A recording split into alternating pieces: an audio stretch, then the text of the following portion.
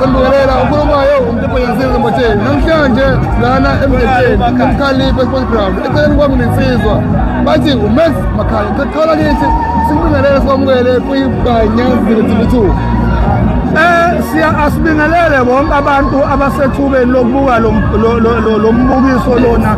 Sibingelele nakuwe Banyazile mfowethu. Singomakhanya siyanibingelela abafowethu.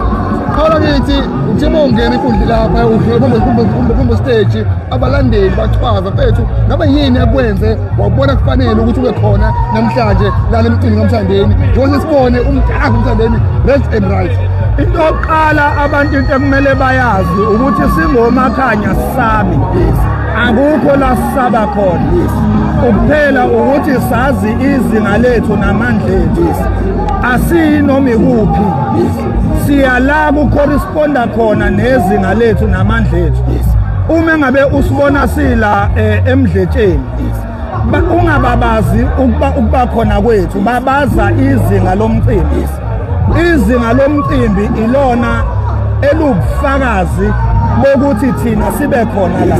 So njengoba usibonile nje eBanyazile sifika lapha yana asiqinisekise lokho ebantwini ukuthi asimenyiwe ngoba singomakhanya simenywa siyazizela. Uma ngabe into iyinhle futhi inkulu uzosithola singomakhanya. Qawula kithi nginombuzo othi uthini einsizweni ekhona ukuthi uma uqhawe lami welinye uqhawe lakho lokumculi akumele utholakale kwenye indawo yomculi. Singabalandeli bomculo bamaskande eBanyazile sike sarobheka esikhathini esiphambilini sacabanga ukuthi lento yokuba uqhawe lami yinhle kanti lento yokuba uqhawe lami i-limitation iyakulimita awukwazi ukuyo-enjoya kanye nezinye ingane uma ngabe uqhawe lami ngoba ulindi iqhawe lakho kuphela la lingakhona noma kubhora kumele wena ube khona ngoba iqhawe lakho.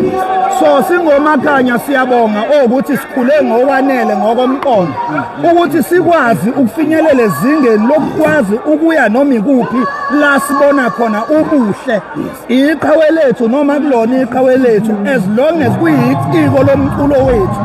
Lo muntu loyo kumele simsupporte ngoba ungomunye wabantu abathatha umculo wethu ezingeni eliphansi wawuphakamiswa ubeka kulezi zinto kulo. Qala kithi umuzongugcina na uthi njengoba umthandeni ekusebenza ngendondo gcina nje namhlanje umcimbi omkhulu kangaka amathile mazuke ukubongela Max Makhanya wabhekisa kuyena umthandeni.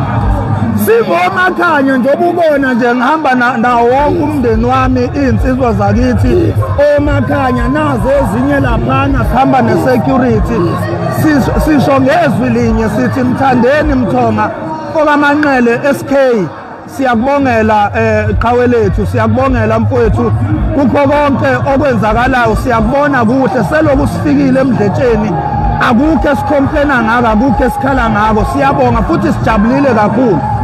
Okunye-ke Mthonga mfowethu engicela ukukudlulisa ukuthi inkosi yethu okuyinkosi uMalusi Zondi usiphathisa umyalezo kuwe ukuthi mfowethu uyaxolisa kakhulu ungaphumeleli ulaphayana emashobeni la kukhona khona isilo samabandla. So siyamxolisela kuloko and usiphathisile lo myalezo ukuthi simxolisele.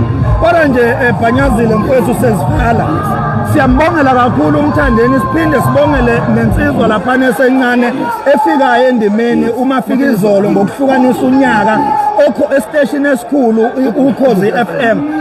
Izinto ezinhle Banyazile ezenzeka koMthandeni ezenzeka komafika izolo ezenzeka koKhuzani ezenzeka kuwo wonke amaciko kaMaskandi zubufakazi bokuthi uMaskandi usuku elinye izinto.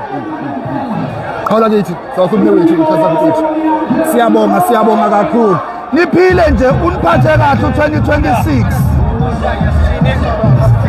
Subscribe to this channel.